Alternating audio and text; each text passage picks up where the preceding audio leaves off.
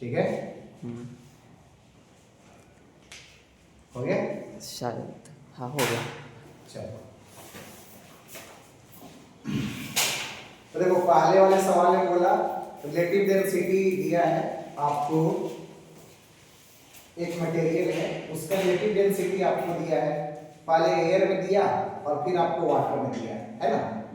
और फिर बोला कि तो आपको बताना ये है कि देयर द रिलेटिव डेंसिटी आपको रो आर बताना है, ठीक है।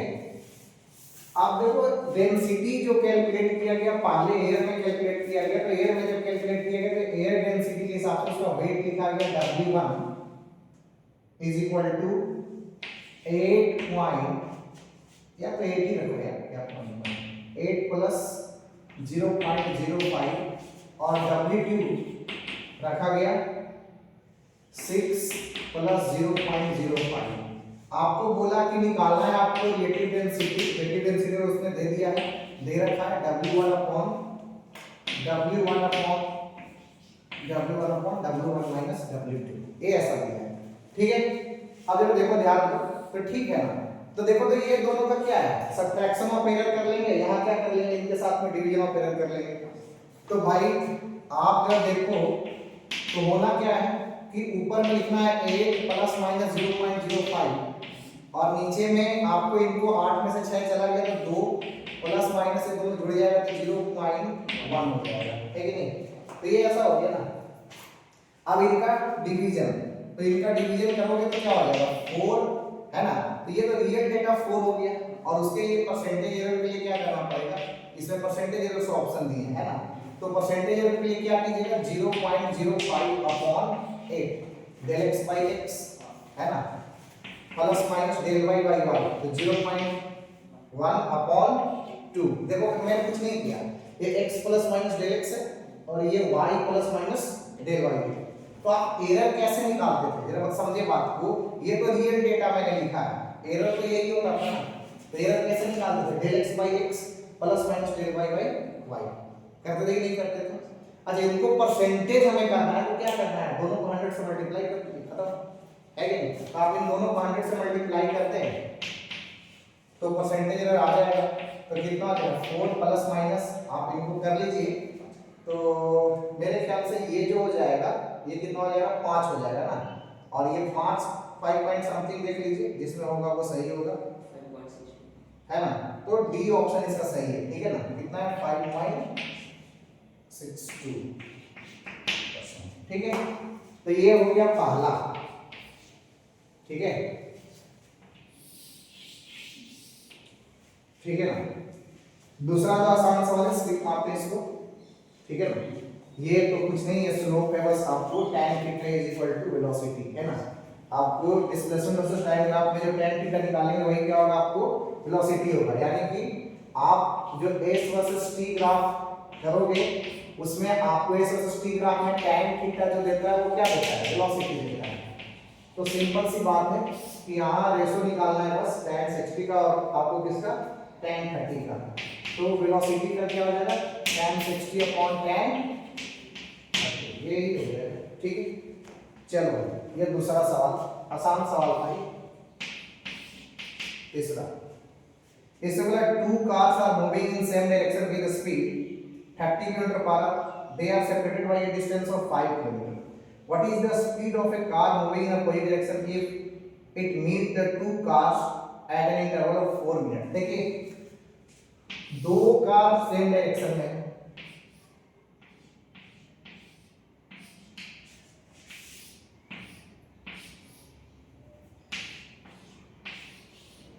ये दोनों एक ही डायरेक्शन में, एक कार इनके अपोजिट डायरेक्शन में आ रहा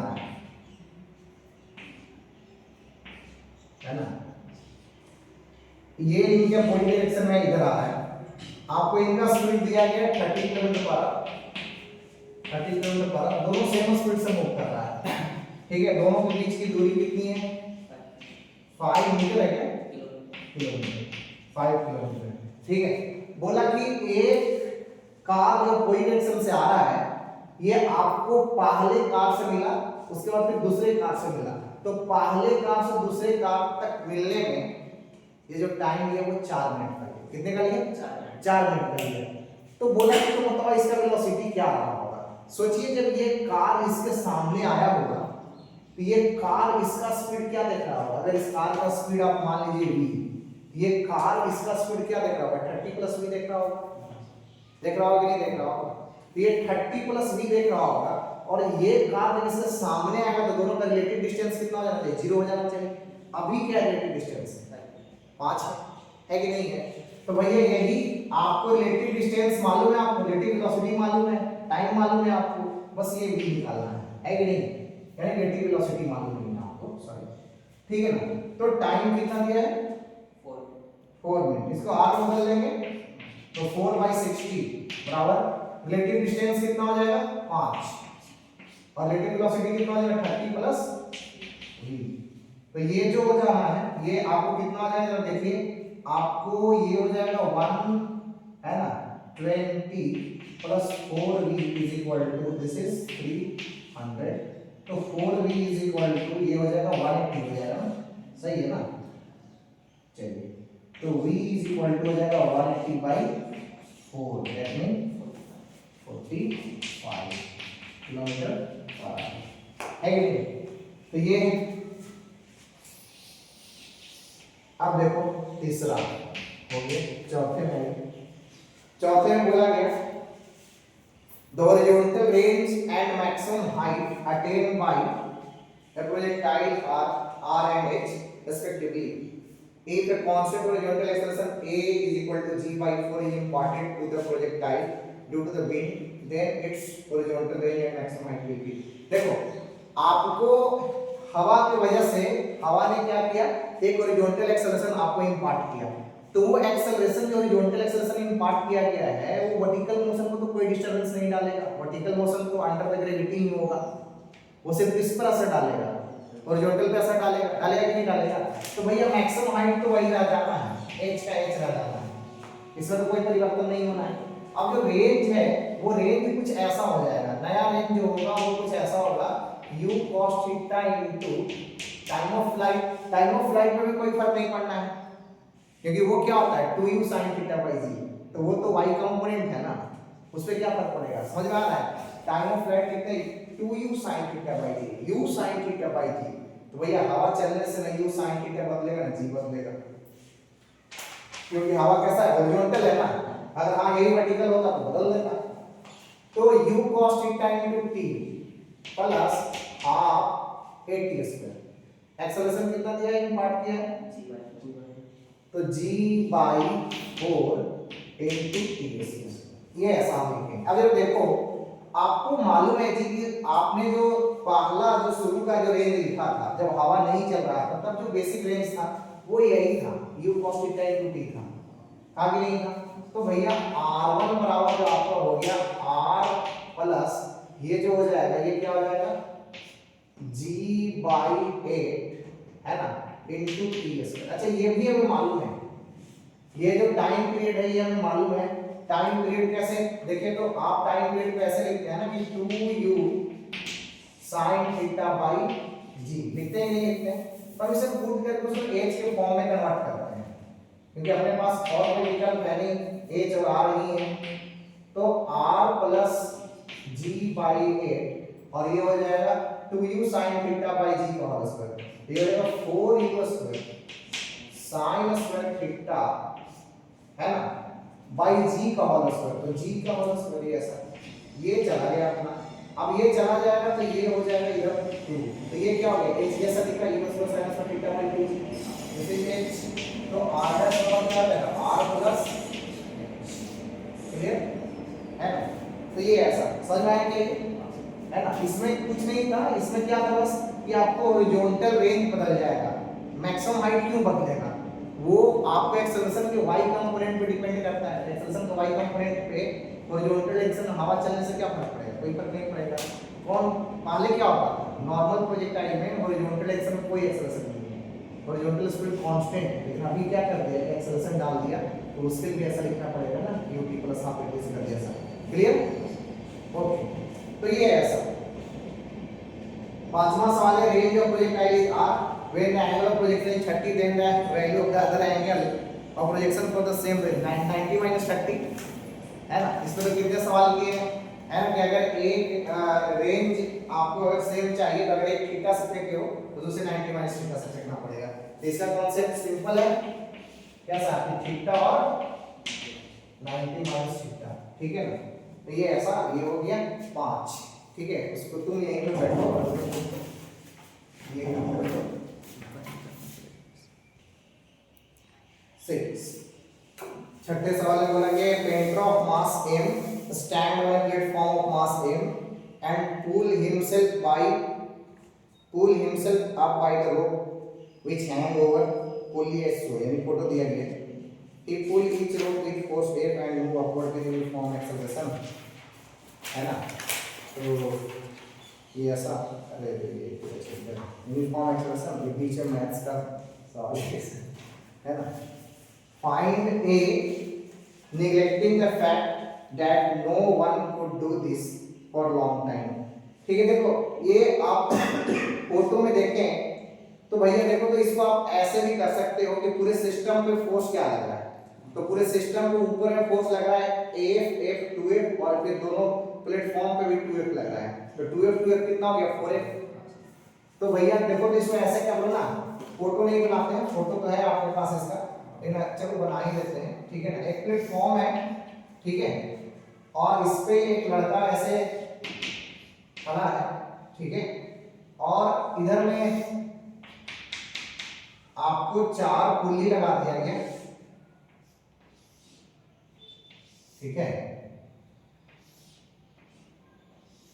ये रस्सी इस लड़के ने पकड़ रखा है, एक रस्सी और लड़के ने पकड़ रखा है,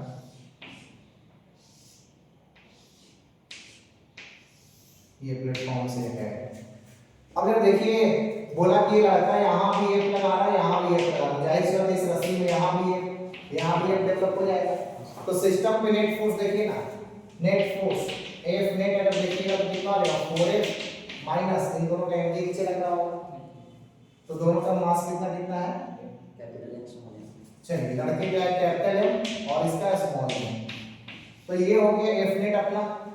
एक्सेलरेशन चाहिए ना, तो क्या है net force by total mass, तो इतना बाय टोटल मास कितना आ जाएगा m प्लस m, है ना। आसान सवाल था। चलो 7 बोला है particle is projected along horizontal field whose coefficient of friction varies as mu जो है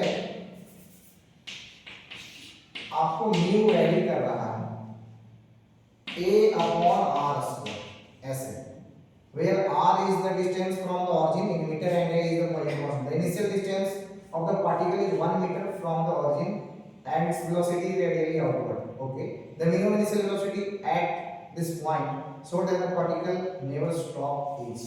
बोला कि पार्टिकल कभी रुकेगी ना, हम कितना वेलोसिटी दें मिनिमम।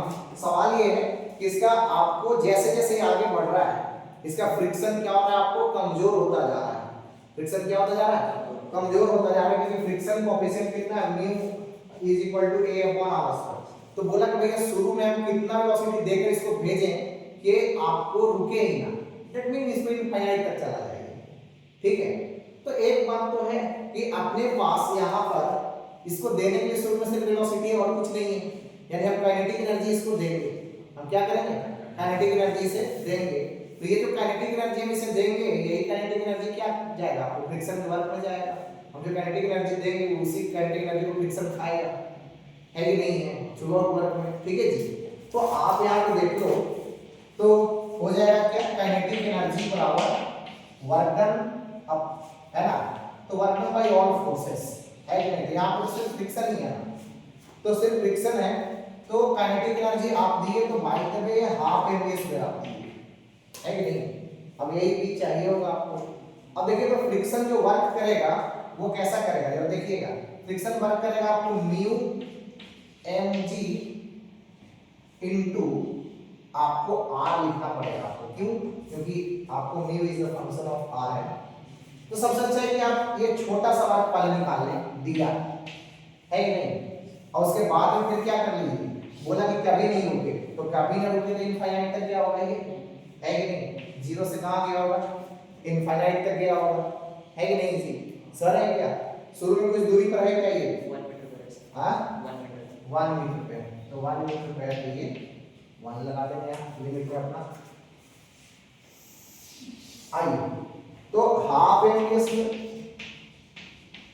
बराबर है, देखिए जो बाहर हो सकता है म्यू एम, आपको म्यू तो दिया है a बाई आर स्क्वायर, तो भैया इंटीग्रेशन म्यू दिया है a बाई आर स्क्वायर, ठीक है ना, एम जी डी आर है ना, इसमें एम जी और ए सब बाहर निकाल दीजिए, आप MDS A M G D R by R square limit 1 infinity, ठीक है ना। तो हाफ एमडीएस में तब एम में उड़ा दो तो कितना हो जाएगा, इधर अगर देखोगे तो 1/2 एजी आ जाएगा क्या, तो 1/2 एजी यहाँ पे वी स्क्वायर आने दीजिए बराबर, इधर देखें तो -1/x होगा, इसका होगा ना, तो -1/r आपको 1 लीजिए, इन्फिनिटी लीजिए, है ना, तो ये वाला क्या हो जाएगा, 0 हो जाएगा, और ये प्लस प्लस क्या हो जाएगा, माइनस माइनस क्या हो जाएगा, प्लस हो जाएगा ये, है ना, तो ये 1 हो जाएगा, तो इधर 1, तो v square is equal to 2ag हो जाएगा, क्यों, क्योंकि ये तो 1 हो गया, तो v इज इक्वल टू क्या हो जाएगा, 2ag अंडर रूट, है ना, क्लियर, ओके। तो ये था सवाल संख्या 7, ठीक है ना। अभी क्वेश्चन नंबर 8, ठीक है ना। देखिए क्वेश्चन नंबर 8 में है, बोला कि form thin rod of length L and mass M is hinged at a distance L/4 from one of the end released from horizontal position as shown in figure. The angular velocity of the rod as it passes the horizontal position. ठीक है, बोला कि एक rod को hinge उसके and पे नहीं किया, एक रॉड को हिंज कहाँ पे किया, एक रॉड को हिंज किया है आपको L/4, वन एंड से कितना दूरी पर, L/4 पे, और अभी हॉरिजॉन्टल पोजीशन में है, कहाँ ये हॉरिजॉन्टल पोजीशन में है, और बोला कि जब ये यहां से रिलीज करने के बाद में कंप्लीटली वर्टिकल पोजीशन में आ जाएगा, उस पल का ओमेगा क्या है, कितना आसान है, कोई बाहरी बल नहीं है ना, तो कोई बाहरी बल नहीं है, तो भैया आप जब बताइए क्या हो जाएगा, आपको कंजर्व कर जाएगा कि नहीं कर जाएगा मैकेनिकल एनर्जी, है ना, तो मैकेनिकल एनर्जी कंजर्व कर जाएगा, तो अगर आप इसको रेफरेंस लाइन मानोगे, तो रेफरेंस लाइन अगर आप इसे मानेंगे तो भैया यहाँ पे मैकेनिकल एनर्जी 0 है कि नहीं है, और जब ये इस तरीके से लटक जाएगा तो मैकेनिकल एनर्जी फाइनल जब लिखने आएंगे तो अपना देखिए तो कितना नीचे आ जाएगा, centre of mass, centre of mass कितना नीचे आएगा, 3 राइट, नहीं, आप देखो सेंटर ऑफ मास बिल्कुल यहाँ पर है, यहाँ से सेंटर ऑफ मास कितना दूर है, L/4, तो यहीं से देख रहे हो ना, तो सेंटर ऑफ मास कितना नीचे आ जाएगा, L/4 नीचे आएगा, क्लियर है क्या, जैसे ये वाला लाइन से कितना नीचे ये पॉइंट आएगा, L/4 ही नीचे आएगा ना, है कि नहीं, तो भाई आप लिखोगे मैकेनिकल एनर्जी फाइनल, तो घटा है तो नेगेटिव कर लेते हैं, तो -mg/L/4 बराबर क्या करना पड़ेगा भैया आपको, या तो ऐसा प्लस में अभी लिखो फिर बाद में करना, प्लस क्या काइनेटिक एनर्जी, ये रोटेट हुआ तो रोटेशनल काइनेटिक एनर्जी हाफ पाई ओमेगा स्क्वायर करना पड़ेगा, तो हाफ एंड आई किसके अबाउट में, इसके अबाउट में रोटेट करना है, तो इसके अबाउट में मोमेंट ऑफ इनर्शिया कैसा होगा, देखिए तो पैरेलल सिस्टम में लगा लीजिए, इसके अबाउट में क्या होता है, ml/12 होता है ना, और फिर यहां से दूरी क्या है, L/4, तो ऐसे कर लो, पैरेलल सिस्टम से लगा लेंगे ml/12 किसके अबाउट में, इसके अबाउट में, फिर हमें किसके अबाउट में चाहिए, इसके अबाउट में चाहिए, तो यहां से यहां देखिए तो ये दो पैरेलल एक्सिस ऐसे देखिए, ये सेंटर ऑफ मास से गुजर रहा है और ये यहां से L/4 दूरी पे, तो जब भी पैरेलल सिस्टम लगाते हैं तो क्या आपको ICOM प्लस MD2 यानी ICOM होना चाहिए, ICOM के हेल्प से किसी और को लिख सकते हैं ना, तो भैया ये हो गया अपना ICOM, ये क्या हो गया ICOM सेंटर ऑफ मास के अबाउट वाला, और फिर क्या करेंगे m L/4 है ना, L/4 का whole square into omega square. अब इसी को सॉल्व करना है, mi मैकेनिकल एनर्जी इनिशियल और मैकेनिकल एनर्जी फाइनल, तो 0 बराबर कितना करोगे, तो भैया ये माइनस है और वो प्लस है, तो बराबर ही कर लो ना, सबसे अच्छा इतना और इतना करेंगे तो क्या हो जाएगा, mgl/4 बराबर, इधर देखो जरा, हाफ ml/12 प्लस ये हो जाएगा ml/16, है ना, ml/16 and this is omega square, है ना। ये 2 से कर लो 6 और ये हो जाएगा 8, है कि नहीं, देखिए ये हो जाएगा 6, नहीं मल्टीप्लाई नहीं है, तो ये आप इन्हीं को सॉल्व कर लीजिए, तो इनको जब सॉल्व कीजिएगा तो देखिए तो 12 और 16 48 हो जाएगा, तो 48 हो जाएगा, तो ये कितना हो जाएगा आपको, देखिए तो ये हो जाएगा आपको, ये 4 और ये 3 7 हो जाएगा, तो 7 हो जाएगा, तो mgl/4 half 7 ml/48 omega square, m से m गया, एक l से एक l चला गया, है कि नहीं है। अब ये देखिए तो अपने पास क्या हो जाएगा, 4 से चला जाएगा तो ये क्या हो जाएगा 12, तो ये आप 24 हो जाएगा ना, ये तो 24g सही है ना, 24g और y में क्या आ जाएगा 7l, कितना हो जाएगा 7l अंडर बराबर ओमेगा, ऐसे ही दिया है कि सिंपलीफाई करके दिया है,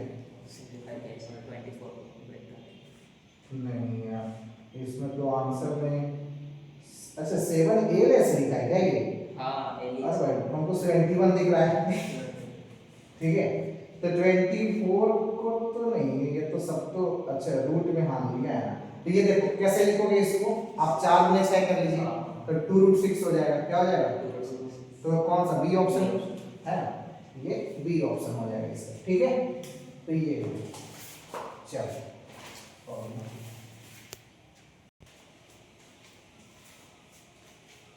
ठीक 9, इससे बोला है thin uniform rod pivoted at O is rotating in the horizontal plane with constant angular speed omega, okay, as shown in figure, photo दिया गया है, at time t equal to 0 a small insect start from origin O and move with constant speed v with respect to the rod towards the other end, okay, it reaches the end of the rod at t is equal to capital T any time period and stop और रुक गया, then angular speed of the system remain omega throughout, लेकिन angular speed omega ही रहा, उसमें कोई परिवर्तन नहीं है, the magnitude of the torque on the system, अच्छा एक बात बताइए, यहाँ पे ओमेगा से घूम रहा है, v से कोई चल रहा है और आपसे पूछा है टॉर्क, तो क्या लगता है आपको कि ये कॉन्सेप्ट नहीं है कि torque is equal to change in angular momentum with respect to time, है कि नहीं, क्योंकि वो जो सेक्ट है इनसेक्ट है उसके चलने से क्या बदल रहा है, एंगुलर मोमेंटम ही तो बदल रहा है, क्या बदल रहा है उसके चलने से, एंगुलर मोमेंटम, सिस्टम का एंगुलर मोमेंटम बदल रहा है कि नहीं है, तो जरा देखिए ध्यान दें, तो कोई एक रॉड था,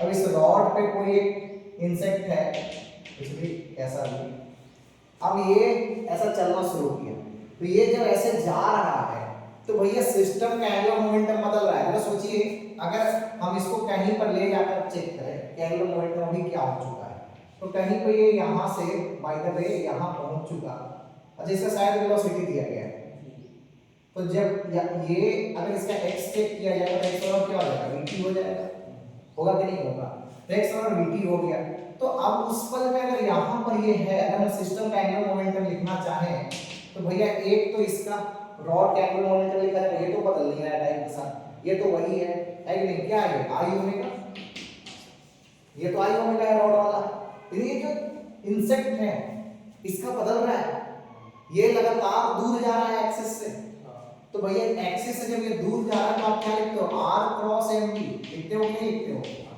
लिखते हो ना भाई, तो r क्रॉस mv, तो इसका r जो है वो लगातार बदल रहा है ना, इसका r क्या हो रहा है, लगातार बदल रहा है, तो इसका r लगातार बदल रहा है, तो आप a जब लिखिएगा तो क्या लिखिएगा i ओमेगा प्लस, देखिए तो r के लिए क्या लिखिएगा vt लिखिएगा ना, तो vt और उसके बाद में इसका मास दिया हो या ना दिया हो, उससे ज्यादा कोई आपको मतलब नहीं है, देखिए तो कांस्टेंट स्पीड है,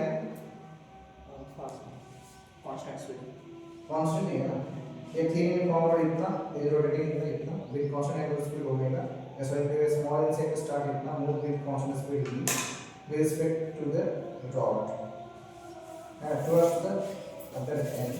ओके ठीक है ना। तो भैया इसका जब लिखेंगे तो कैसा लिखेंगे, देखिए तो r क्रॉस m भी लिखेंगे नहीं लिखेंगे, तो r क्रॉस m भी लिखेंगे तो r कितना हो जाएगा, vt हो जाएगा नहीं हो जाएगा, और ये क्या हो जाएगा आपको m, और ये क्या हो जाएगा v, है कि नहीं। तो ये ऐसा, तो भाई किसी टाइम t पर जब आप देख रहे हो तो एंगुलर मोमेंटम ऐसा दिख रहा है आपको, दिख रहा है कि नहीं दिख रहा है ना। तो किसी टाइम t पे एंगुलर मोमेंटम आपको ऐसा दिख रहा है तो आप मुझे जरा बताना, ठीक है ना। तो यानी यूं कहें तो भाई इसका ये जो सेट था, इस सेट को अगर आप देखना चाहिए, ये भी बोला है इसका ओमेगा थ्रू आउट कहीं नहीं बदला है ना। अच्छा ओमेगा थ्रू आउट कहीं नहीं बदला, इसका मतलब ये क्या कहना चाहता था, अगर इसका ओमेगा पूरे मोशन के दरमियान में नहीं बदला, इसका मतलब ये क्या कहना चाहता है सवाल के अंदर में, उसके पास एंगुलर मोमेंटम नहीं है, हाँ एंगुलर मोमेंटम नहीं होगा उसके पास। देखो यानी कि ओमेगा नहीं बदला कहीं भी, इसका मतलब ये था कि i1 ओमेगा 1 बराबर i2 ओमेगा 2, यानी कि इसके मोमेंट ऑफ इनर्शिया को, कीड़े के मोमेंट ऑफ इनर्शिया को क्या करना है, बिल्कुल नेग्लिजिबल मानना है। क्या मानना है, नेग्लिजिबल मानना है, यानी इसका मास को पूरी तरीके से नेग्लिजिबल मानना है। क्या मानना है, नेग्लिजिबल मानना है कि ये मास ना के बराबर इसका है कि नहीं, समझ रहे हैं इस बात को। तो बस ये यही कहना है, इस सवाल से इसका कोई ज्यादा लेना देना नहीं है, ठीक है ना। लेकिन इसका मतलब क्या है, इस बात को समझे दैट मीन कि आपको ये जो i2 अगर आप लिखते हैं यहाँ पर आके जिससे कि दूर जा रहा है तो इसका i2 बदल रहा है, तो ये i2 लिखते तो क्या होता, i of rod plus i of कीड़ा सेट, और यहाँ लिखा i of rod plus i of set. तो भैया ये जा रहा था तो i चेंज होना चाहिए था ना, एक्सिस से दूर जा रहा है, हमारा स्क्वायर होता है मोमेंट ऑफ इनर्शिया, लेकिन इसका मास इतना कम है कि भाई इस पे कोई फर्क नहीं पड़ा, तो आपने ऐसा लिख दिया। अब टॉर्क बराबर लिखिए, टॉर्क बराबर क्या जानते हैं, dl अपॉन dt, ऐसा जानते हैं। तो टॉर्क बराबर dl अपॉन dt, तो भैया देखो उसने खुद ही कहा कि ओमेगा में कोई बदलाव नहीं है, इसका मोमेंट ऑफ इनर्शिया बदलेगा नहीं, तो वेरिएबल तो सिर्फ यही है ना, है कि नहीं है। तो वेरिएबल सिर्फ यही है, तो इसको आप डिफरेंशिएट कर देंगे तो ये t भी खत्म हो जाएगा, तो कैसा दिखेगा, हमें टॉर्क कांस्टेंट दिखेगा। इसमें कोई कांस्टेंट का ग्राफ ही नहीं है,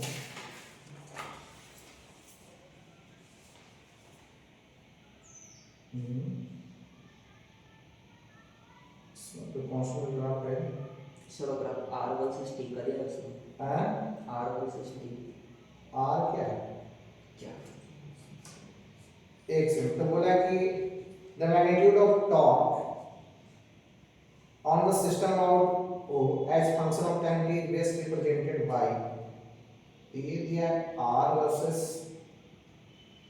t दिया है, r क्या देखिए कितना, r अगर डिस्टेंस मानेंगे तो v ग्राफ सही होगा, है ना। r क्या है, डिस्टेंस वही है, रेडियस इसका r ये तो फिर इतना पूरा विचलन देने में हो रहा था, ऐसे बता रहा था टॉर्क क्यों पूछ रहा है। तो r वर्सेस t ग्राफ करेंगे तो क्या दिखेगा, वो ऐसा दिखेगा, है कि नहीं है। लेकिन अगर पूछता टॉर्क, तो टॉर्क क्या है यहाँ पे, कांस्टेंट, टॉर्क क्या है यहाँ पे, कांस्टेंट। टॉर्क अगर हमसे पूछता तो आप इसे डिफरेंशिएट करोगे तो टॉर्क अपने को कैसा मिलेगा, कांस्टेंट मिलेगा। कैसा मिलेगा, टॉर्क कांस्टेंट मिलेगा। और कितना मिलेगा वो भी निकाल लेंगे, m into v स्क्वायर कितना मिलेगा, m into v square. Clear है ना, ऐसा सवाल पूछा जाता है, ठीक है ना, अच्छा सवाल है। चलो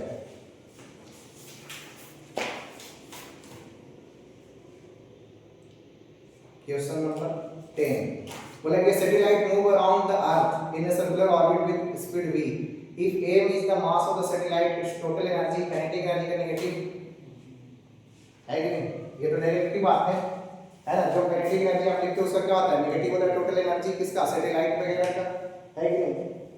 तो ये देख लो काइनेटिक एनर्जी का नेगेटिव कौन है, ए, तो ए सही है इसका 11। A number of droplets each of radius r combine to form a drop of radius R if T is the surface tension, the rise in temperature will be। तो भैया जो एनर्जी में परिवर्तन आएगा उसी एनर्जी से क्या आपको मिलेगा, उसी एनर्जी से मिलेगा आपको हीट मिलेगा। तो हीट जब मिलेगा तो उसको क्या कर रहे हैं, स्पेसिफिक हीट के बराबर कर देंगे, ms डेल टी कर देंगे। क्या कर देंगे, ms डेल टी कर देंगे, है कि नहीं। आइए देखिए ध्यान दें, तो बोला कि A number of droplet each of radius R combined to. देखो आपने क्या किया कि number of droplet each of radius R, सबका रेडियस आर था, ठीक है ना, और इनको कंबाइन करके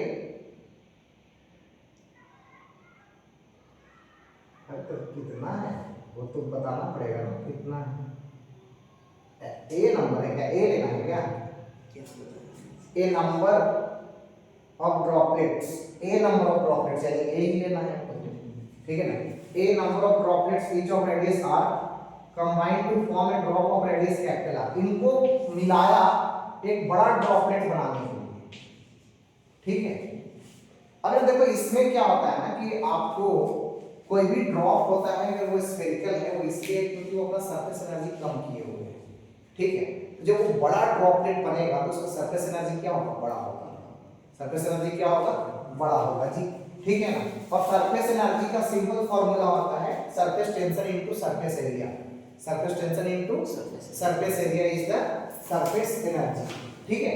अगर सुने देखिए ध्यान दें, तो मान लो कि इसका संख्या a है, तो भैया ठीक है, लेकिन एक बात तो तय है ना कि अगर a ड्रॉपलेट्स a नहीं लेता अच्छा लगता, a ड्रॉपलेट से ये बड़ा ड्रॉपलेट बना है, तो इन सबका वॉल्यूम को अगर हम मिलाएंगे तो इसके वॉल्यूम को बड़ा होना चाहिए, क्लियर। तो हम लिखेंगे a into 4/3 pi r cube बराबर 4/3 पाई r क्यूब, 4/3 पाई 4/3 पाई निपट गया, तो a r क्यूब बराबर क्या हो जाएगा, r क्यूब हो जाएगा, ठीक है। ये राजन ये रिलेशन काम देगा, ठीक है।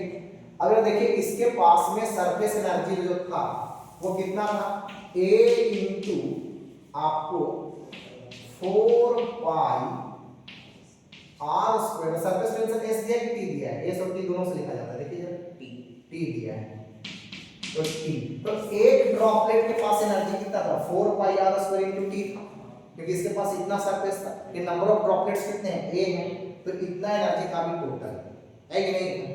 और अब जो हो जाएगा ये एनर्जी इनिशियल मापना, एनर्जी फाइनल कितना हो जाएगा, एनर्जी फाइनल हो जाएगा 4 पाई r स्क्वायर इनटू t, है कि नहीं।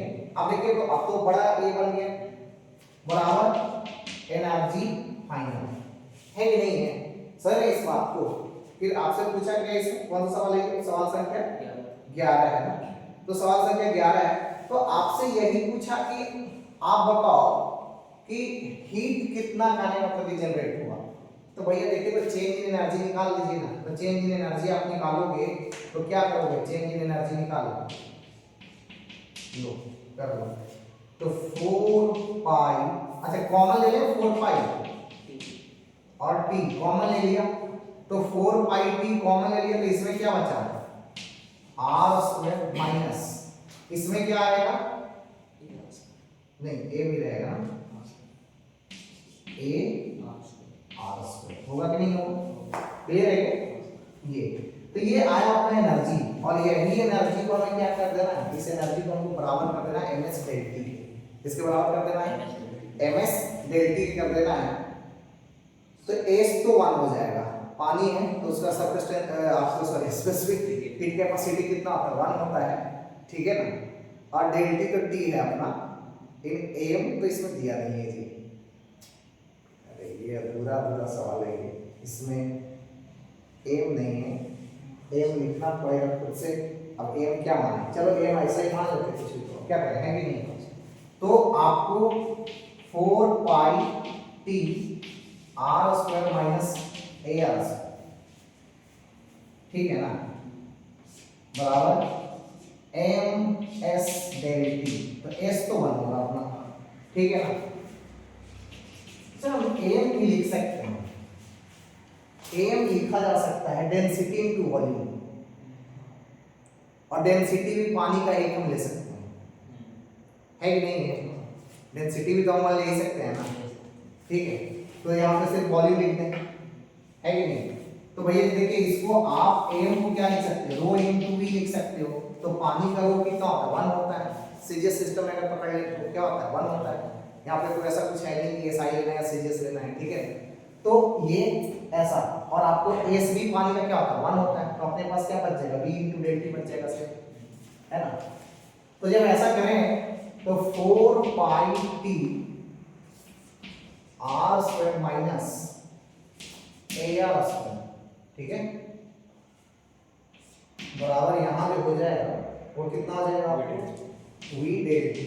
अपने को डेल्टी चाहिए ना, तो डेल्टी चाहिए तो वी को ऐसा कर लो 4 pi T R square minus A R square.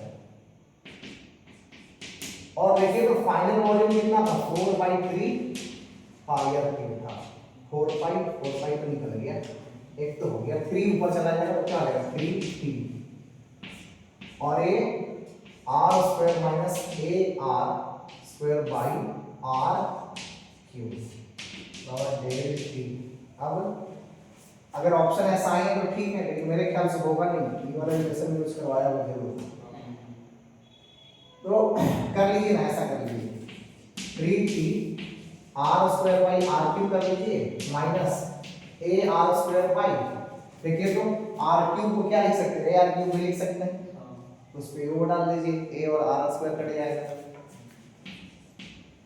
A R cube और डेल टी। तो 3t ये कितना हो जाएगा 1/r माइनस ये कितना हो जाएगा 1/r, ऐसा है ऑप्शन, ठीक है ना। ये सरफेस टेंशन के सवाल आसान ही होते हैं, ठीक है ना, कोई बहुत जैसा प्रूफ जैसा नहीं होता है, ठीक है जी। अब जब देखो तो ये है सवाल संख्या 11। 12 में बोला कि A and B are two isolated sphere kept in close proximity so that they can exchange energy by radiation। अच्छा, रेडिएशन से एनर्जी एक्सचेंज कर रहे हैं। The two spheres have identical physical dimension, मतलब डायमेंशनली एक जैसा है, ठीक है। But the surface of A behave like perfect black body, यानी 100% एफिशिएंसी उसका है ना, while the surface मतलब 100% रिफ्लेक्शन है उसका, है ना, ब्लैक बॉडी है तो while the surface of B reflect 20%, अरे सॉरी ब्लैक बॉडी तो 100% एब्जॉर्प्शन है, उल्टा बोल रहे हैं, है ना। अब वीडियो चल रहा है, अगर कोई मास्टर 100% रिफ्लेक्शन हो रहा है, 100% एब्जॉर्प्शन है ब्लैक बॉडी के, तो ठीक है ना। while the surface of B reflect 20%, यानी वो 80% एब्जॉर्ब कर रहा है, they are isolated from all other source, बाकी सबसे आइसोलेटेड है। ले फोटो दिया, अच्छा ऑप्शन फिर दिया, अच्छा ऑब्जेक्टिव सवाल है। If they are in thermal equilibrium and exchange equal amount of radiation per second, then they will same absolute temperature TA और TB। तो सही है, आपको जीरोथ लॉ ऑफ थर्मोडायनेमिक्स यही तो कहता है कि अगर थर्मल इक्विलिब्रियम में बॉडीज होंगे तो उनका सबका टेम्परेचर क्या होता है, एक जैसा होता है। आप याद करो 3 बॉडी ऐसे रहते थे A B C, TA बराबर TB, फिर TB बराबर TC, तो TA बराबर TC करते थे, याद है जीरोथ लॉ ऑफ थर्मोडायनेमिक्स। अगर थर्मल इक्विलिब्रियम में है तो TA और TB तो होगा, बिल्कुल होगा, है कि नहीं। तो तुम बोले सर लेकिन ये तो इनका अलग अलग है, आपको रेडिएशन इनका अलग अलग है, तो भैया रेडिएशन इनका अलग अलग है, तो आप एक बात बताओ, क्या सारा बॉडी जो है आपको, अगर मैं दो अलग अलग बॉडी को अगर मैं 50 जूल हीट दूं तो क्या दोनों का टेम्परेचर एक जैसा राइज करेगा? कोई जरूरी तो नहीं है, वो डिपेंड करेगा उनका स्पेसिफिक हीट कैपेसिटी पे डिपेंड करेगा, करेगा कि नहीं करेगा, क्लियर है। तो ये जो कंफ्यूजन बच्चों को होता है कि अरे भाई तो ये तो दोनों तो सेम रेडिएशन कर नहीं रहा है, अलग अलग रेडिएशन कर रहा है, तो दोनों का टेम्परेचर सेम कैसे राइज हो सकता है? अरे भाई दोनों का सिर्फ डायमेंशन एक जैसा है, दोनों बॉडी अलग अलग है। अगर दोनों बॉडी एक जैसा होता तो दोनों का ई भी तो एक जैसा होता कि नहीं होता? छोटू ई जो आप लिखते हैं वो भी तो एक जैसा होता है कि नहीं। तो रेडिएशन का फॉर्मूला जो आप लिखते हैं कि E × A T के पावर 4, उसकी कोई जरूरत है नहीं, यहाँ पे सिग्मा × E लिखते हैं, ऐसा लिखते हैं ना, रेडिएशन का फॉर्मूला ये वाला सिग्मा E 8 p के पावर 4 है ना, ये स्टीफन कांस्टेंट होता है 10 के पावर -8 के ऑर्डर में इसका आपको वैल्यू होता है, ठीक है ना, मैक्सिमम टाइम दिया हुआ ही रहेगा। और ये क्या 0 से 1 तक होता है, ठीक है कि नहीं। तो ये ऐसा, ये सरफेस एरिया होता है, टेम्परेचर होता है, तो इसकी जरूरत है नहीं ना, ठीक है। चलिए, तो पहला ऑप्शन तो सही है, मल्टीपल है कि एक ही है, सिंगल है तो वही सही है। पढ़ देना है क्या बाकी चारों भी, छोड़ दे, चलो तो ये हो गया। चलो इसको पढ़ाई करो। आइए 13 में बोला कि heat energy absorb by A system in going through a cyclic process showing figure, area निकालना है इसका। तो इसका डायमीटर कितना, इधर से है 10 30 20 है, इधर से 10 30, इधर से भी डायमीटर 20 है ना। वही दोनों तरफ से सेम है, अलग अलग भी रह सकता है। मैंने वो सवाल करवाया था, आपको पाई भी याद है। तो यहाँ लेकिन वो मामला नहीं चलेगा, यहाँ पे एक जैसा है तो 10 30 तो 20 तो 10 हो जाएगा। डायमीटर कितना हो गया 20, तो रेडियस कितना हो जाएगा 10। डायमीटर कैसे निकला 30 - 10 और 20, तो रेडियस ऐसा हो गया, तो एरिया कैसा हो जाएगा 5 × 100 है कि नहीं। तो 100 पाई 10 के पावर 2 पाई जूल सी, है ना। बोला molecular motion show itself as heat या टेम्परेचर। मॉलिक्यूलर, आपको जो मॉलिक्यूलर मोशन है वो अपने आप को कैसा शो करता है, टेम्परेचर जैसा शो करता है ना। ये तो बिल्कुल डेफिनेशन से सवाल पूछा गया आपको, ठीक है। तो क्या हो जाएगा आपको ए टेम्परेचर, ठीक है जी। अब आइए 15 में बोला कि आपको block of mass m attached to a fixed position O on a smooth inclined range of mass capital M oscillates with amplitude A and linear frequency f. The wedge is located on a rough horizontal surface. If the angle of the wedge is 60 degree, then the force of friction acting on the wedge is given by। Photo बनाते हैं पहले, है ना, उसके बाद इसको समझाते हैं।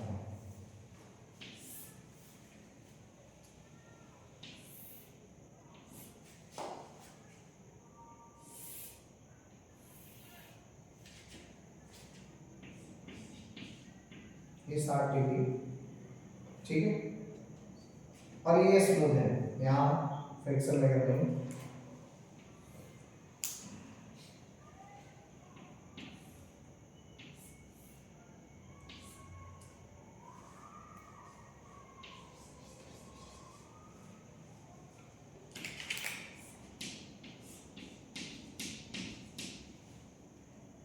इधर रख,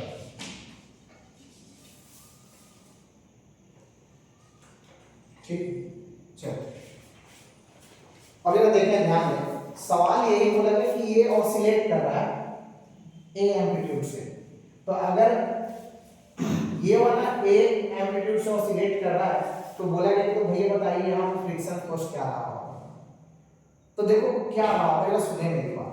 अगर ये वाला ऊपर नीचे जाएगा ना तो ये वाला ब्लॉक भी आपको ऑसिलेट करेगा ऐसे आगे पीछे।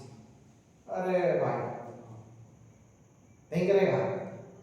आप बताओ कि अगर बाय द वे, जो सुनना मेरी बात को, अगर ये मूव ना करता तो अगर ये एक बार नीचे आता तो फिर ऊपर नहीं जा पाता ये, समझिए इस बात को। अगर एक बार ये नीचे आ गया होता तो फिर ऊपर नहीं गया होता, है ना। लेकिन अगर ये जरा सोचो कि आखिर आप जरा सोचिए, एक बार जब ये अगर यहाँ का फ्रिक्शन इतना सफिशिएंट होता है कि इसको मूव नहीं करने देता, तो अगर इसको मूव नहीं करने देता ये फ्रिक्शन, तो ये एक बार नीचे आ जाता, ठीक है। जब एक बार ये नीचे आ जाता तो जरा सोचें, ऐसे अगर सोचो, आप ऐसे सोचो, पहले फ्रिक्शन ना है ऐसा सोचें। अगर फ्रिक्शन ना होता तो जरा सोचिए, अगर ये नीचे आता तो ये ब्लॉक इस तरफ जाता कि नहीं जाता। तो ये ब्लॉक इस तरफ जाता तो भाई, और अगर ये ऊपर जाता तो ब्लॉक खुद को खुद इधर आता कि नहीं आता। क्लियर है ये, बिल्कुल क्लियर है। अब जरा सोचें कि यहाँ पे फ्रिक्शन है, ठीक है। तो अगर ये फ्रिक्शन है तो जरा सोचिए कि ये वाला ब्लॉक इधर आया और अगर फ्रिक्शन होता तो ये ब्लॉक ऊपर नहीं चढ़ता। क्यों नहीं चढ़ पाता? क्योंकि भैया अगर इसके आपको एक्सपांशन की वजह से यहाँ आया तो ये आपको सेंटर ऑफ मास को कुछ ना कुछ चेंज कर दिया था, है ना? तो सेंटर ऑफ मास को कुछ ना कुछ ये चेंज कर दिया था, तो अगर यहाँ पे फोर्स रहता तो मतलब वो सेंटर ऑफ मास वही रह जाता, क्योंकि भाई एक्सटर्नल फोर्स अगर है, एक्सटर्नल फोर्स अगर है तो भैया सेंटर ऑफ मास का पोजीशन तो बदल ही जाएगा ना सर। है लेकिन ये क्या कर रहा है, लगातार ऑसिलेट कर रहा है, दैट मीन ये पूरा सेंटर ऑफ मास को ऑसिलेट करवा दे रहा है। क्लियर है? इसका लगातार ऑसिलेशन इस बात को बताता है क्या है, आपको सेंटर ऑफ मास ऑसिलेट कर रहा है। समझ रहे हैं इस बात को? तो भाई ये अगर ऐसे इस तरीके से इंक्लाइन लाइन में अगर ऑसिलेट करेगा तो ये वाला ब्लॉक कैसे ऑसिलेट करेगा, हॉरिजॉन्टली ऐसे ऑसिलेट करेगा। क्लियर है क्या? वहीं पे इसका ऑसिलेशन की लिमिट को फ्रिक्शन तय कर रहा है। जरा सोचिए, अगर फ्रिक्शन ना होता, अगर ये फ्रिक्शन ना होता तो आपको ये वाला जो ब्लॉक है ये आपको नीचे आता तो इसका एम्पलीट्यूड अलग होता बिल्कुल, है कि नहीं? समझ रहे इस बात को? फ्रिक्शन की वजह से तो ये ज्यादा आगे नहीं बढ़ पा रहा, उसकी वजह से ज्यादा नीचे नहीं आ पा रहा। समझ रहे इस बात को?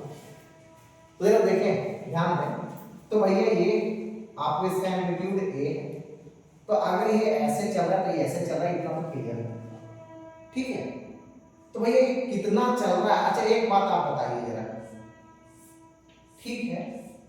अच्छा लेकिन ये रफ है यार, लॉजिक ही चेंज हो गई, रफ है यार ये, तो फ्रिक्शन नॉट इक्वल टू 0 है तो सिर्फ यही ऑसिलेट करेगा, ये जाएगा नहीं, ठीक है ना? फ्रिक्शन ना होता तब ये जाता, अगर फ्रिक्शन है और अगर जाएगा भी तो सेंटर ऑफ मास का पोजीशन चेंज कर जाएगा, है कि नहीं? सेंटर ऑफ मास का पोजीशन क्या हो जाएगा, चेंज करेगा। तो दोनों केस हम सॉल्व कर लेते हैं, इसको दोनों केस हम मान को सॉल्व करते हैं, ठीक है ना? तो देखिए थोड़ा सा इसमें सुधार कीजिए, मैंने अपने दिमाग में यहाँ पे फ्रिक्शन ना रख के आपको एक्सप्लेन कर दिया इसको, ठीक है? आपको फ्रिक्शन है यहाँ पे, ठीक है? तो फ्रिक्शन है तो पहला तो यही मान लीजिए ब्लॉक मूव नहीं कर रहा है, ये ब्लॉक मूव ना कर रहा है, ये तो ऑसिलेट कर रहा है ना, तो भैया इसकी ऑसिलेट करने से आपको सेंटर ऑफ मास ऑसिलेट कर रहा है, क्योंकि इसके आगे पीछे होने से लगातार सेंटर ऑफ मास का पोजीशन बदल रहा है कि नहीं बदल रहा है? तो सेंटर ऑफ मास ऑसिलेट कर रहा है, तो सेंटर ऑफ मास ऑसिलेट कर रहा है, तो जरा देखिए, तो हम तो जरा देखें तो एक बात तो तय हो गई कि सेंटर ऑफ मास का पोजीशन लगातार बदल रहा है, फ्रिक्शन किधर लगेगा, हॉरिजॉन्टली लगेगा। तो हम ये सेंटर ऑफ मास का जो पोजीशन है वो हॉरिजॉन्टली कितना बदल रहा है, यानी सेंटर ऑफ मास हॉरिजॉन्टली कितना ऑसिलेट कर रहा है वो हम देखिए, क्योंकि हमें चाहिए फ्रिक्शन फोर्स, है ना? तो भैया amplitude x amplitude of CO, centre of mass का x एम्पलीट्यूड हम निकालना चाहते हैं, ठीक है? क्लियर? तो अगर x एम्पलीट्यूड अगर हम निकालना चाहेंगे तो जरा देखिए क्या हो जाएगा, इसका x कंपोनेंट पुट करना पड़ेगा, ये a है, ये तो ऐसे है ना, तो जब ये यहाँ से ऐसे आएगा तो ये x डायरेक्शन में भी इसका चेंज हुआ कि नहीं हुआ है ना? तो कितना हो जाएगा, इसका मास दिया गया होगा कुछ छोटू m है, उसका कैपिटल है, तो छोटू m इनटू आपको x कंपोनेंट कितना हो जाएगा, a/2 हो जाएगा। अरे भाई a cos 60 करिएगा, करेंगे कि नहीं करेंगे? x कंपोनेंट के लिए क्या करिएगा, a cos 60 कीजिएगा, तो a cos 60 तो a/2 plus capital M into ये तो जा ही नहीं रहा है इतना बाई क्या हो जाएगा आपको, छोटू m प्लस कैपिटल मोटू m। तो भैया इसका x a c o m का जो एम्पलीट्यूड आ रहा है वो कितना आ रहा है, देखो मेरे भाई,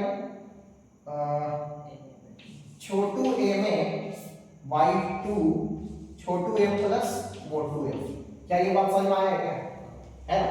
तो ये ऐसा, अगर फ्रिक्शन ना होता तो ये भी ऐसे ऑसिलेट करता कि नहीं करता, ठीक है जी?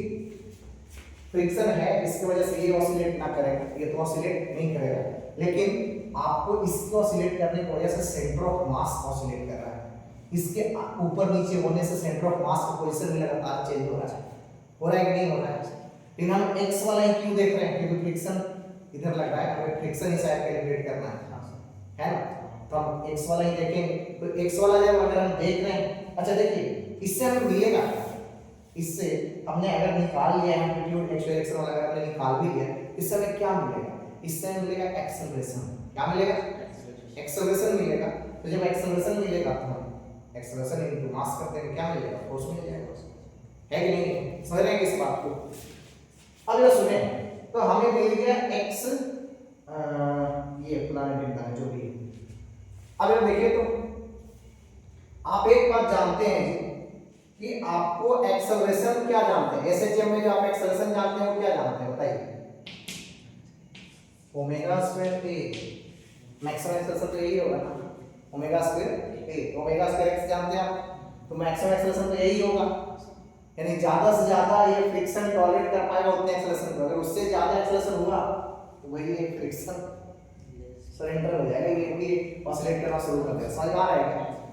तो भैया ये ओमेगा स्क्वायर है, तो ए तो आप निकाल चुके हैं, ओमेगा के लिए हिंट दिया होगा कुछ, देखिए तो कुछ भी दिया होगा।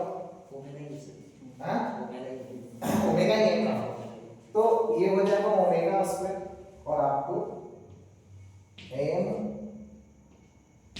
a by 2m plus 2m, दोनों एक जैसा लग रहा है। हाँ m plus 2m, ये हो गया एक्सेलरेशन। तो भाई एक्सेलरेशन हो गया तो फोर्स बराबर क्या है? Mass into acceleration. तो m ओमेगा स्क्वायर आपको m a by 2m plus 2m, ऐसा। ठीक है ना? कौन सा सवाल है? 15। इसमें पूछा है क्या? then force of friction acting on the wedge is given by, force of friction जिसमें होगा वो क्या होगा? तो होना तो ऐसे ही चाहिए, फोर्स ऑफ फ्रिक्शन x ए तो सही निकाला है, ओमेगा स्क्वायर ए, ये लिखा है हाफ, उसके बाद में म्यू एम, नहीं ये तो नहीं होगा, ए वाला तो क्या नहीं होगा, कन्वर्ट करना पड़ेगा इसे आपको। इसमें ए तो नहीं होगा, बी सी डी तो लग रहा है वैसा, ठीक है ना? तो इसमें ए वाला तो क्या नहीं होगा, तो हाफ एम किसमें है? बी में हाफ एम जैसा कर रहे हैं ना, half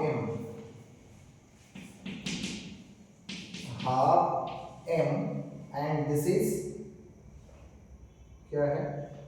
half M omega square तक मैच है भाई, half M omega square match है। फिर क्या है? M A by M plus M, यही है ना? अच्छा इस ए के लिए अगर हम ए ना लेके बाई करे, हम कोई एक पोजीशन लेते हैं, एक्स लेते, हम डायरेक्ट जैसे मैक्सिमम एम्पलीट्यूड लिख दिया।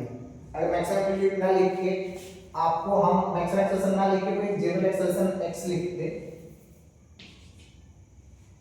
तो हम इस x को लिख सकते थे a sin ओमेगा t, लिख सकते थे? नहीं लिख सकते थे, ऐसा लिख सकते थे, ठीक है? Half M omega square a sin omega t, ये m प्लस m का लोचा है। इसमें टोटल मास पुट हो गया, हो सकता है इफेक्टिव मास दिया हो यहाँ पे, है ना? वही होगा, ठीक है? तो बी सही है इसका। कौन सही है? बी। चलो अब आइए 16, बोला the path difference between the two waves, ये तो आसान है ना? उनका क्या करना है? फेज डिफरेंस निकाल लीजिए और 2 pi by lambda into x कर देना, खत्म, ठीक है? Question number 17, the elevator showing figure is descending with a constant acceleration of 2 metre per second square, the mass of the block A बराबर 0.5 will find the force by the block A on, ये तो आसान सवाल है ना? Normal force का काम ही, ठीक है? तो ऐसे कर देना इसको, B A, ठीक है? अब भैया देखिए तो A और इसका एक्सेलरेशन है 2 मीटर पर सेकंड से, A का फ्री बॉडी डायग्राम निकाल लीजिए। तो A ऊपर में क्या लगा होगा? नॉर्मल, और नीचे में क्या लग रहा होगा? mg। आप बोलोगे ए का क्यों, जबकि बी पर फोर्स पूछा गया था। ए ने बी पर वही फोर्स लगाया है आपको जो फोर्स बी ने ए पर नॉर्मल लगाया है। ए बी पर क्या लगा रहा है, सिर्फ नॉर्मल तो लगा रहा है, तो जितना ए बी पर नॉर्मल लगा रहा होगा आपको बी भी ए पर उतना ही नॉर्मल लगा रहा होगा। इसका मास गिवन है इसलिए इसका हमने फ्री बॉडी डायग्राम बनाया, हमारे लिए आसान हो जाएगा, है ना। तो ये हो जाएगा आपको mg माइनस नॉर्मल, नीचे आ रहा है ये पर 2ma यानी m into 2। अब इधर देखिए m वगैरह दिया गया है 1/2 तो 5 हो जाएगा ये, माइनस नॉर्मल बराबर ये कितना है 1 है ना, तो भैया कितना हो जाएगा 4 बराबर कितना हो जाएगा नॉर्मल। ठीक है, क्लियर, ओके। सवाल संख्या 18, इसमें बोला ये block of mass m is released from rest at point A. The compression in the spring when the speed of block is maximum is found to be इतना। तो भैया बताओ इसका स्पीड मैक्सिमम कब होगा, जब नेट एक्सेलरेशन 0 हो जाएगा, क्योंकि जब तक नेट एक्सेलरेशन आएगा तब तक इसका स्पीड बढ़ता रहेगा। सोचिए जब ये गिरेगा ऐसे ये वाला स्प्रिंग पर, देखिए ये जो ऐसे गिरेगा, ये जो स्प्रिंग है ये ब्लॉक है ऐसे गिरेगा तो ये g sin थीटा इसका एक्सेलरेशन होगा नीचे की तरफ, और जैसे ही ये गिरेगा स्प्रिंग इसके ऊपर की ओर का स्प्रिंग फोर्स लगाएगा। लेकिन तब तक आपको g sin थीटा लीडिंग है, आपको ये नीचे धड़ल्ले से आता रहेगा, इसका एक्सेलरेशन बढ़ता रहेगा। एक टाइम ऐसा आएगा ये स्प्रिंग इतना कंप्रेस हो चुका होगा कि आपको इसका जो डी एक्सेलरेशन यानी इसका जो रिपल्सिंग फोर्स है वो क्या हो जाएगा mg sin थीटा के बराबर हो जाएगा। हो जाएगा कि नहीं हो जाएगा, तो वहां पर net force 0, net force 0, acceleration 0, तो वही मैक्सिमम स्पीड का अंतिम पॉइंट होगा। तो बोले सर एक्सेलरेशन तो लगातार घट रहा है तो स्पीड फिर भी क्यों बढ़ रहा है। देखिए ऐसे ना जाने हम लोग कितने सवाल किए हैं कि एक्सेलरेशन घट रहा है तो स्पीड फिर भी बढ़ता रहता है, बस उसका बढ़ने का रेट घट जाता है। मान लो कि एक्सेलरेशन अभी 10 था तो स्पीड अभी 0 था और एक्सेलरेशन 10, तो पहले सेकंड में 10 हो जाएगा। फिर मानो एक्सेलरेशन घट के हो गया 8, तो भैया लेकिन दूसरे सेकंड में स्पीड तो 18 हो जाएगा ना। अगर फिर एक्सेलरेशन घट के हो गया 6 तो स्पीड फिर भी बढ़ के 24 हो जाएगा ना, 18 6 24 हो जाएगा ना। इस तरीके से होता है ना। तो भैया एक्सेलरेशन आपको घटते रहे फिर भी वेलोसिटी बढ़ते रहता है। आपको जिस समय सोचो एक्सेलरेशन बिल्कुल 0 हो जाएगा तो वो बिल्कुल क्या है मैक्सिमम स्पीड है, अब स्पीड बढ़ेगा नहीं, अब स्पीड या तो कांस्टेंट रहेगा या तो अगर भैया डी एक्सेलरेशन का रूप लिया तो स्पीड घटेगा। दो चीज हो सकता है कि नहीं है। तो भाई मैक्सिमम स्पीड की कहानी कब की है, जब आपको g sin थीटा यानी mg sin theta is equal to क्या हो जाएगा kx, क्या हो जाएगा mg sin theta is equal to kx। तो आपको x बराबर आप लिख लें mg sin थीटा, और शायद x बराबर दिया गया आपको कुछ भी तो दिया गया ना। बोला ये block of mass is released from rest at point the compression is spring when the speed of block is maximum is found to be, हाँ क्या दिया है mg cos theta by 4k, यही है ना। हाँ थीटा ऊपर कर लिया, ऊपर में ले गए इसलिए तो ये cos थीटा हो जाएगा। अगर ऊपर वहां पर थीटा लेगा तो ये भी क्या होगा cos थीटा हो जाएगा। यहाँ नीचे लेता तो क्या होता sin थीटा होता। सवाल में अगर यहाँ थीटा है तो भाई इधर लगने वाला फोर्स क्या हो जाएगा mg cos थीटा। क्लियर है क्या। तो भैया mg cos थीटा को निपटा दिया तो भैया ये क्या हो गया 4k इज इक्वल टू क्या हो गया n। क्लियर। तो ये ऐसा तो पूछा गया what is the value of n 4k, ठीक है ना। n का वैल्यू क्या है 4k, n is equal to 4k, k वगैरह लिया है क्या सर उसका भी क्या रहेगा kx वाला। अरे यार हाँ sorry mg cos theta by k से k बढ़ जाएगा तो यहाँ क्या है n इज इक्वल टू 4, ठीक है जी। चलो तो ये ऐसा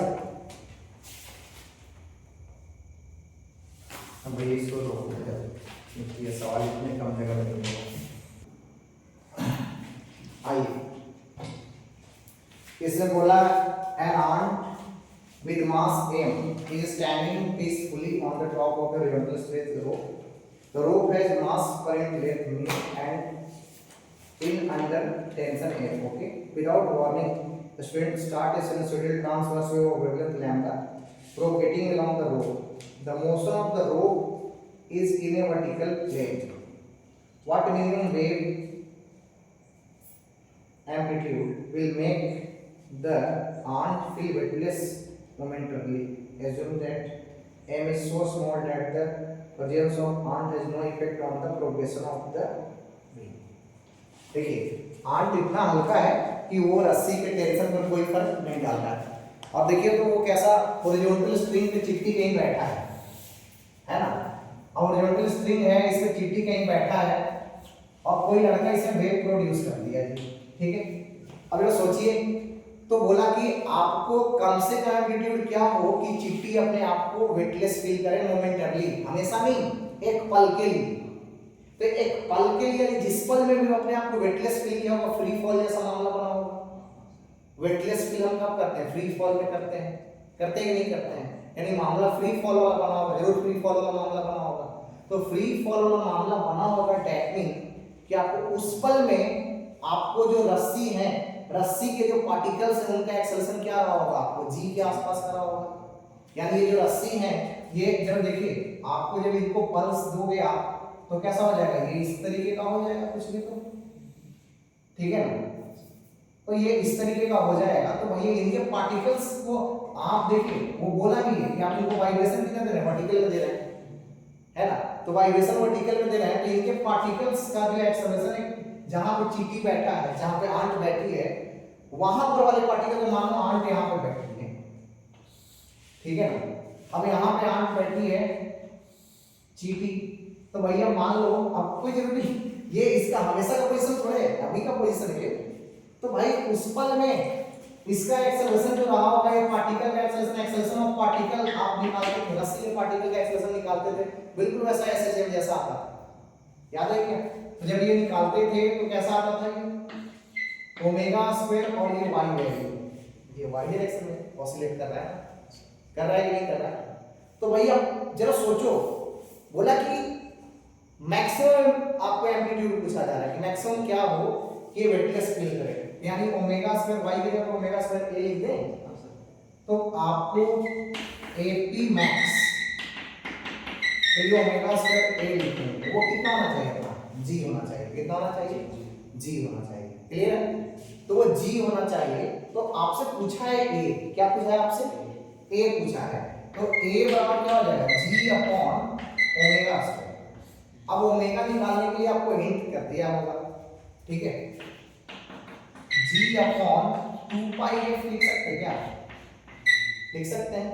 शायद उसने फ्रीक्वेंसी नहीं दिया, वेवलेंथ दिया है तो, और फोर्स दिया है, तो भैया फ्रीक्वेंसी को नहीं निकाल सकते क्या? आपको फोर्स देके वो क्या वेलोसिटी का इक्वेशन बना रहा है आपको, velocity equal to t by nu under root. तो आप फ्रीक्वेंसी को क्या लिखते हो, वेलोसिटी अपॉन वेवलेंथ लिखते कि नहीं लिखते? लिखते हैं ना, बस वही करना था इसमें। तो क्या हो जाएगा, g 4 पाई स्क्वायर, और आपको फ्रीक्वेंसी को लिख दीजिए, आप क्या लिखिएगा, वेलोसिटी के लिए क्या कीजिएगा, अच्छा फ्रीक्वेंसी का स्क्वायर है ना ये, तो आप देखिए t by new upon wavelength करेंगे। वेवलेंथ दिया है क्या? हाँ दिया सर। क्या है? 0.5 तो होल स्क्वायर करेंगे क्या? तो भैया इसमें अब देखो सारा कुछ मालूम है आपको, g से पाई स्क्वायर में बढ़ गया, ठीक है। तो g से पाई स्क्वायर की वैल्यू g के बराबर होता है, तो ये नहीं पढ़ गया। अब देखिए 4 c दिया गया होगा आपको, दिया है क्या सवाल में, देखिए हाँ दिया सर। म्यू दिया गया होगा, सब मालूम है आपको, क्लियर है ना। तो यहां से a निकाल लेना आपको, ठीक है। तो a बराबर आपको क्या हो जाएगा, 1/4 एंड दिस इज 0.5 0.25 ऊपर चला जाएगा,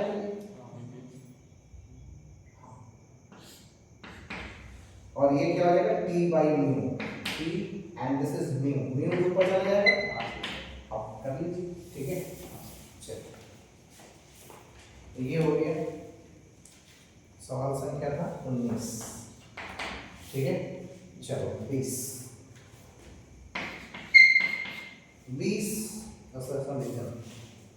इसमें बोला कि the centre of mass of an electron and proton when release move faster towards the proton, ये तो गलत है।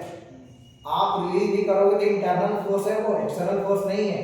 और जब तक एक्सटर्नल फोर्स नहीं लगेगा सेंटर ऑफ मास का पोजीशन चेंज नहीं करेगा, तो सेंटर ऑफ मास वहीं का वहीं रहेगा, सेंटर ऑफ मास का पोजीशन चेंज नहीं होगा, है कि नहीं? समझो आप इस बात को, सेंटर ऑफ मास तब चेंज करता है अपना पोजीशन जब उसमें कोई बाहरी बल लगे। सेंटर ऑफ मास का पोजीशन चेंज होने का कॉन्सेप्ट यही है, जब बाहरी बल लगेगा तो उसको एक्सेलरेशन मिलेगा, और उसको एक्सेलरेशन मिलेगा तो उसका वेलोसिटी चेंज करेगा। यानी वेलोसिटी चेंज को आप ऐसा समझिए कि उसका स्टेट ऑफ मोशन चेंज करेगा। तो भैया आप इलेक्ट्रॉन और प्रोटॉन में दो बॉडी को आप ऐसे पकड़ के रखे थे, तो भैया सेंटर ऑफ मास रेस्ट पर था, कहीं ना कहीं तो रेस्ट पर था ना, आपने छोड़ दिया। तो अभी जो फोर्स लग रहा है वही इंटरैक्टिव फोर्स है ना, इंटरनल फोर्स है ना, ये बाहरी बल तो कोई है नहीं। तो बाहरी बल जब है ही नहीं तो भैया acceleration of centre of mass zero है, तो सेंटर ऑफ मास का जो स्टेट ऑफ मोशन जैसा था वैसा ही रह जाएगा। तो वो रेस्ट पर था तो रेस्ट का रेस्ट पर ही रहेगा, है कि नहीं है? तो भाई इसलिए हम कहते हैं कि आपको एक्सटर्नल फोर्स अगर जीरो है तो सेंटर ऑफ मास अपना पोजीशन चेंज नहीं करता, इसके पीछे लॉजिक यही है, ठीक है? तो ये बात तो पहला तो स्टेटमेंट गलत है जी। बोला कि this is because proton is heavier, अरे भाई प्रोटॉन तो भारी होता ही है, लेकिन दिस इज बिकॉज नहीं है, ठीक है? आपको तो इसका स्टेटमेंट 2 सही है, लेकिन एक गलत है इसका। देखिए जी कौन सा है ना, डी, ठीक है ना? चलिए दूसरा बोला कि space rockets are usually launch in the equatorial line from west to east, सही है। बोला फिर कि the acceleration due to gravity is minimum at the equator, ना ये मतलब होता है लेकिन कारण बिल्कुल यही है, ये बात नहीं है, ठीक है? जैसे देखिए क्या होता है कि आपको अर्थ कैसा घूमता है, अर्थ का रोटेशन कैसा, अर्थ रोटेशन इज, बोलिए कौन सा सवाल है? 21 है ना, 21। अर्थ रोटेशन कैसा होता है? अर्थ रोटेशन कैसा होता है? वेस्ट टू ईस्ट, कैसा होता है? West to east. अगर ये नहीं आता तो याद रखिएगा वेस्ट टू ईस्ट। और अगर ऑब्जर्वर अगर नॉर्थ पोल पे होगा, ऑब्जर्वर कहाँ होगा? नॉर्थ पोल पे ऑब्जर्वर होगा। ऑब्जर्वर अगर नॉर्थ पोल पर होगा तो इसको कैसा दिखेगा? ये एंटी क्लॉकवाइज घूमता हुआ दिखेगा। कैसा दिखेगा? Anti clockwise. तब ये रोटेशन कैसा फील करेगा? अरे यार बड़ा आवाज कर रहा है। रोटेशन तोड़ देते हैं इसको, छोटा हो जाता नहीं करेगा, एंटी क्लॉकवाइज। और अगर ऑब्जर्वर साउथ पोल पे रहा तो क्लॉकवाइज। साउथ पोल पर अगर ऑब्जर्वर रहेगा तो कैसा? क्लॉकवाइज, क्लॉकवाइज दिखेगा। अब इस सवाल में इसका कोई यूज नहीं था, लेकिन ऐसा ही सवाल पूछ सकता है ये भी आपको, इसलिए मैंने ये लिख दिया, ठीक है? लेकिन इस सवाल में बोला कि भैया आपको कहाँ space rocket are usually launch in the equatorial line from west to east. आपको इसको वेस्ट से ईस्ट इसलिए आपको ये किया जाता है क्योंकि अर्थ का रोटेशन भी वैसा ही है और अर्थ से ही उसे छोड़ा जाता है, तो भैया जाहिर सी बात है कि उसको ज्यादा वेलोसिटी मिलेगा अगर हम वेस्ट टू ईस्ट लॉन्च करेंगे तो। अरे भाई अर्थ को जब वो छोड़ेगा तो उसको ज्यादा वेलोसिटी मिलेगा कि नहीं मिलेगा? मिलेगा ना। तो कारण ये है कि हम आपको वेस्ट टू ईस्ट इसलिए लॉन्च करते हैं क्योंकि उसको ज्यादा वेलोसिटी मिले। क्लियर है? उसको क्या मिले? ज्यादा वेलोसिटी मिले, हम इसलिए ऐसा करते हैं जी, ठीक है ना? तो इसके पीछे का कारण ये है कि आपको फॉर ग्रेटर वेलोसिटी, इसके लिए हम करते हैं ग्रेटर वेलोसिटी, ठीक है जी? बस इसलिए हम करते हैं तो उसको वेलोसिटी क्या मिले? ज्यादा मिले, बस इसलिए किया जाता है, ठीक है ना? फिर है बोला कि the acceleration due to gravity is minimum at the equator, ये भी सही है लेकिन भाई एक्सप्लेन सही नहीं कर रहा है, ठीक है ना? चलो ये हो गया 21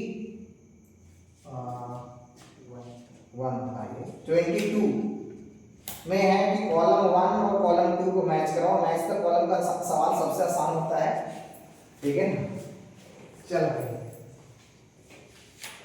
बोला कि an ideal monatomic gas expand to twice its original volume such that its pressure P is directly proportional to 1 by v square where v is in the wall of the gas। फिर बोला an ideal monomer gas expand twice present volume such that its pressure इतना, ठीक है ना, कौन सा gas है ideal monomer gas twice इतना, ठीक है। बोला किधर है, इधर है, हाँ ओके। सीधा सवाल संख्या 25 पर पहुंचा दिया। अच्छा उल्टा पेड़ मार दिया, चल हाँ कहाँ गया, बोला कि अरे भाई इसमें तो सब लिखा हुआ है जो दिख नहीं रहा है।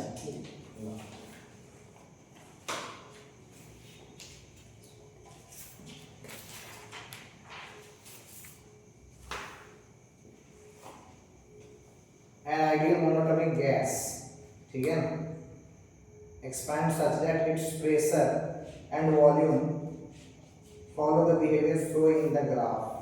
ये ऐसा ग्राफ बनाए, ठीक है ना। तो ये आपको तो द गैस गेन हीट, नहीं ये तो नहीं इसका यार, ठीक है वो लाना पड़ेगा। फिर क्या है ideal monotonic gas expand twice, ठीक है। An ideal monatomic gas, सबसे पहला स्टेटमेंट क्या है, an isolated container has two chamber। अच्छा पहला स्टेटमेंट हम नहीं पढ़े थे। an isolated and insulated है जी, container has the two chambers separated by a valve, ठीक है। chamber 1 contain ideal gas and chamber 2 is vacuum। the valve is open, valve को ओपन कर दिया तो temperature of the gas decrease हो जाएगा, तो बिल्कुल सही बात है। अरे भाई ये तो घटेगा ना, वॉल्यूम क्या हो जाएगा, आपको जो गैस है गैस का वॉल्यूम क्या हो जाएगा, बढ़ जाएगा, बढ़ जाएगा कि नहीं बढ़ जाएगा। अरे भाई देखो जैसे ये जो गैस है इसका देखिए आइडियल गैस है ना, ये तो आइडियल गैस है तो ये क्या होगा, जैसे ही आपने वाल्व को ओपन किया ये पूरे सब में फैल जाएगा, फैल जाएगा नहीं फैल जाएगा, फैलेगा ना, तो वही ये सब में फैल जाएगा ये, ठीक है। तो ये बात है, तो टेम्परेचर तो घट जाएगा, ये तो सही है इसका। तो ए का पी एक सही है, पहले वैसे ही मिला लो, ए से ही मिला लो, blood temperature of the gas increase और रिमेन कांस्टेंट ना, गलत बात है। द गैस लॉसेस हीट, क्यों लॉस करेगा, इंसुलेटेड मटेरियल है ना, पूरा चैम्बर क्या इंसुलेटेड है।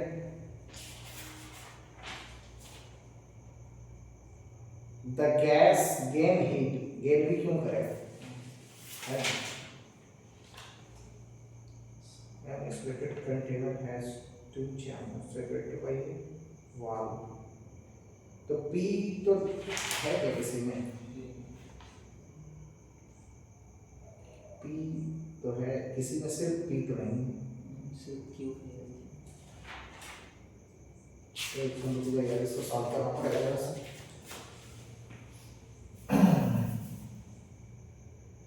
आइडियल कैसे ना,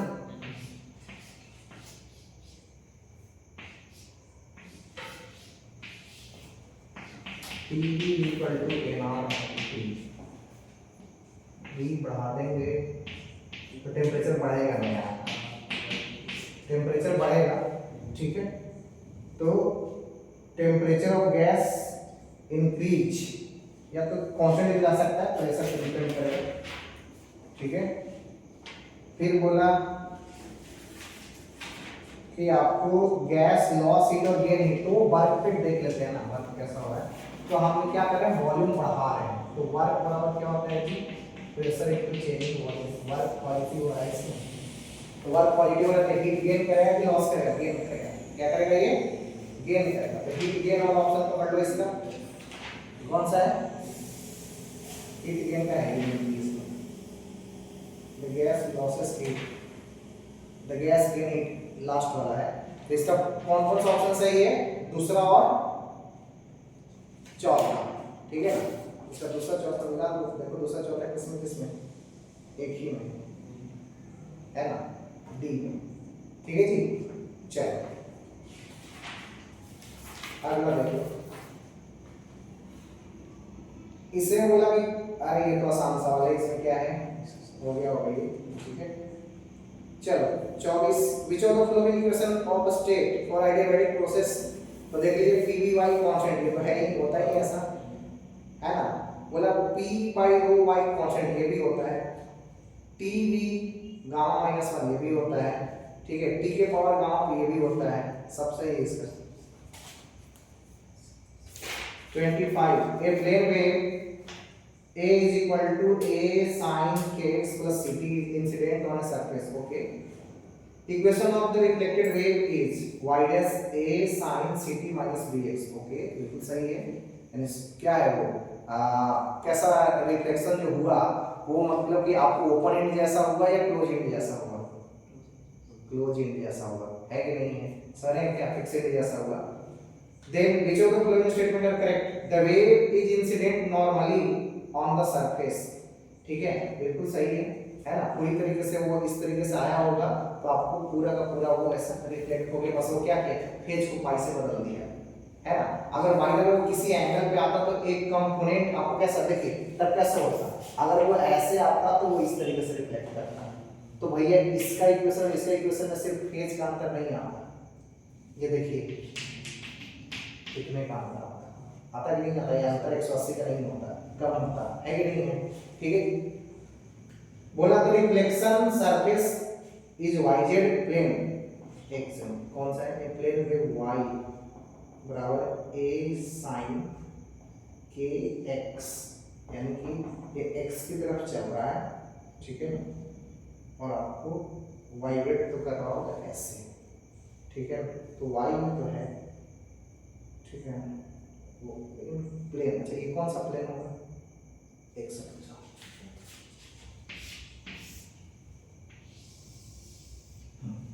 ये x की तरफ प्रोपेगेट कर रहा है, ठीक है ना, और हम इसको वाइब्रेट करवा रहे हैं, कैसे वाइब्रेट करवा रहे हैं, ऐसे आपको बाय द वे अगर हम वाइब्रेट ऐसे करवा रहे हैं इसको बाय द वे,